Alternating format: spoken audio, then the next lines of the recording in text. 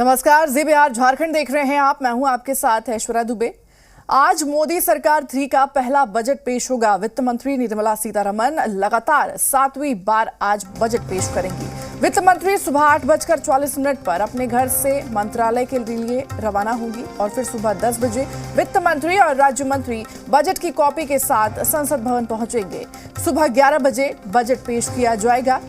वहीं इस बजट से देश के हर वर्ग को बजट से काफी कुछ उम्मीदें हैं। इस बार मोदी सरकार युवाओं, बेरोजगारों, महिलाओं को सौगात दे सकती है।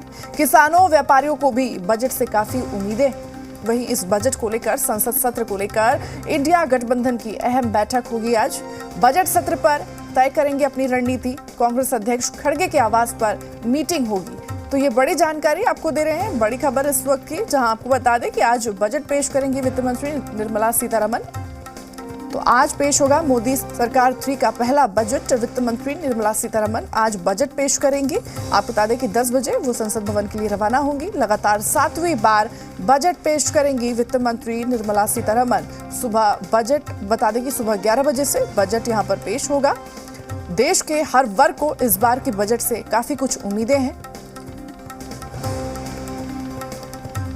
तो अहम जानकारी आपको दे रहे हैं, आज मोदी सरकार 3 का पहला बजट आज पेश होने जा रहा है। वित्त मंत्री निर्मला सीतारमण 11 बजे बजट पेश करेंगी। उससे पहले आपको बता दें कि 8:40 पर वो अपने आवास से निकलेंगे और 10 बजे संसद भवन पहुंचेंगी।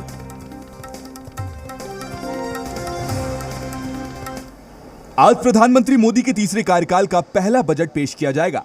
वित्त मंत्री निर्मला सीतारमण सुबह 8:40 पर अपने घर से मंत्रालय के लिए रवाना होंगी। 9 बजे बजट बनाने वाली टीम के साथ वित्त मंत्री सामने आएंगी। इसके बाद राष्ट्रपति की मंजूरी के लिए वो रवाना हो जाएंगी। 10 बजे वित्त मंत्री और राज्य मंत्री बजट की कॉपी के साथ संसद भवन में दाखिल होंगे। सुबह 11 बजे बजट पेश किया जाएगा। पीएम मोदी की बजट पर टिप्पणी दोपहर 1 बजे के आसपास आएगी और वित्त मंत्री 3 बजे प्रेस कॉन्फ्रेंस को संबोधित करेंगी। बजट से पहले आए इकोनॉमिक सर्वे में बताया गया है कि सिलेंडर सस्ता होने से ईंधन महंगाई घटी है। सरकार ने एलपीजी, पेट्रोल और डीजल की कीमतें घटाई हैं, जिससे वित्त वर्ष में रिटेल ईंधन महंगाई कम रही। जीडीपी ग्रोथ वित्त वर्ष 2024-25 में 6.5% से 7% रहने का अनुमान है। सर्वे के मुताबिक वित्त वर्ष 2024 में भारत की रियल जीडीपी 8.2% बढ़ी। ये लगातार तीसरा साल है जब जीडीपी 7% से ज्यादा रही। सर्वे में 2030 तक सालाना 78.5 लाख नौकरियों की जरूरत की बात कही गई है। साथ ही पीएम सूर्य घर योजना से 30 गीगावाट सौर ऊर्जा जोड़ने की उम्मीद है। मॉनसून सत्र को लेकर इंडिया गठबंधन की आज शाम अहम बैठक होने जा रही है, जो कि कांग्रेस अध्यक्ष मल्लिकार्जुन खड़गे के आवास पर होगी।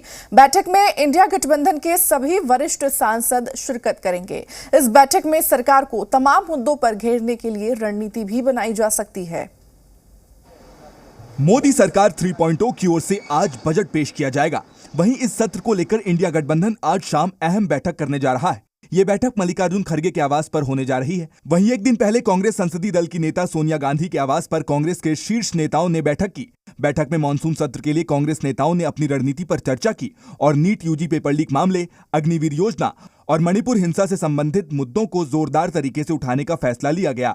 कल हुई बैठक में कांग्रेस अध्यक्ष मल्लिकार्जुन खड़गे, लोकसभा में विपक्ष के नेता राहुल गांधी, राज्यसभा में उपनेता प्रमोद तिवारी, लोकसभा में उपनेता गौरव गोगोई, राज्यसभा में मुख्य सचेतक जयराम रमेश समेत दूसरे नेता सोनिया गांधी के 10 जनपद मौजूद आवास पर पार्टी की संसदीय रणनीति समूह की बैठक में शामिल हुए।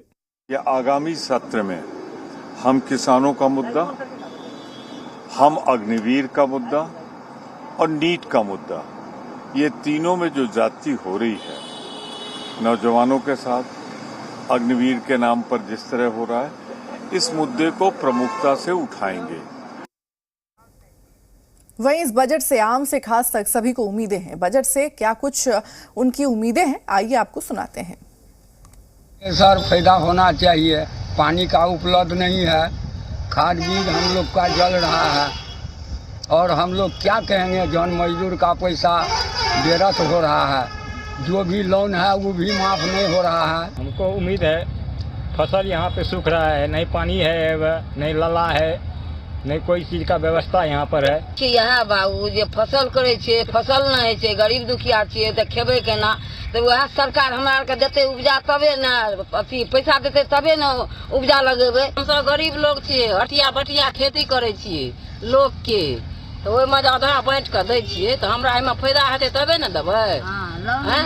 लोन लेलियै, पूंजी लगेलियै खेतमे, एहिबा धान सुखै छै तऽ एहिमे सरकार जे हमरा आरके मदद करे।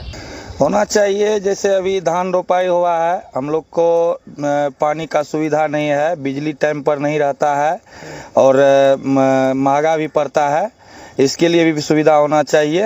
ना हम लोग को उम्मीद है कि क्या खेत में पानी नहीं है, बिजली तो आते हैं चल जाते हैं, तो इसके लिए जो है बिजली माफ भी होना चाहिए और किसान को सब्सिडी मिलना चाहिए। कुछ लग रहा है कि आएगा। किस किस तरह की समस्याएं होती है, क्या क्या उम्मीदें हैं सरकार से? युवाओं के जॉब वगैरह के लिए बहुत ज़्यादा समस्या आ गई, जॉब देना चाहिए। और भी कोई उम्मीदें हैं?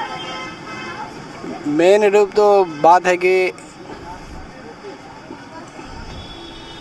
रोजगार की सबसे बड़ा समस्या है, आदमी पढ़ लिख के बेरोजगार हो रहा है। तो उम्मीदें रहती हैं लेकिन सरकार उनकी उम्मीदों पर खरा उतरे, ये बात मतलब अब इस बार उम्मीद है कि शायद उतरे। वैसे तो वो कुछ नहीं कर रही है सरकार, मुझे लगता है युवाओं के लिए।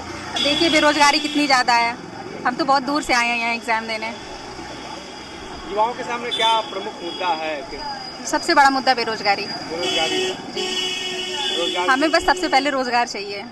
थोड़ा अच्छा होगा और लचीला होगा, लोगों के लिए सुविधा होगी और यही सब। हम क्या बोल रहे हैं, मुद्दा क्या है? मुख्य बेरोजगारी है, बहुत तरह की बात है, जल है, बेरोजगारी है, शिक्षा है। हाँ उम्मीद तो है सर, लेकिन महंगी है, अखनी महंगी है तो हम लोग के माल बिके नहीं रहा है, कम बिकता है, मजदूरी कम होता है, कम जाएगा तो मजदूरी ज़्यादा हो जाएगा। का तो अभी फिलहाल मैं उतना नहीं सुना हूँ, लेकिन यहाँ तक सुनने में आ रहा है कि इस पर 12 लाख तक का जो टैक्स होगा उस पर फ्री, उसमें इनकम टैक्स नहीं कटेगा।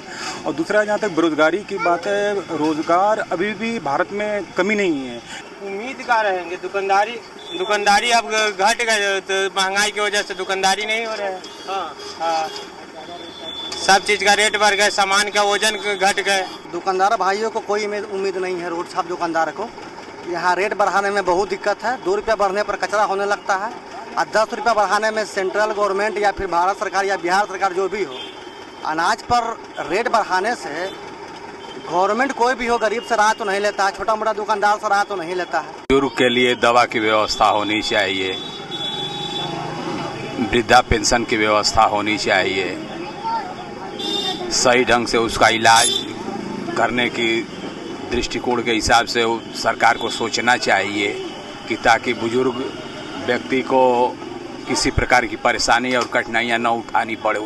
केंद्रीय जो बजट आवे तो वो गरीब और वयोवृद्ध के लिए कुछ ऐसा बजट आवे जिससे गरीब का उत्थान हो, वयोवृद्ध लोगों को फायदा हो, लाभान्वित हो। तो वृद्धा पेंशन कुछ विशेष से मिला जाए कि कुछ फायदा हो, तो 100-200 मिलता है तो उससे क्या होता है सर। और बीमारी आता है, उसके लिए हम लोग के इंतजाम होना चाहिए, दवाई इलाज को लेकर। हाँ, मोदी सरकार से उम्मीदें नहीं है।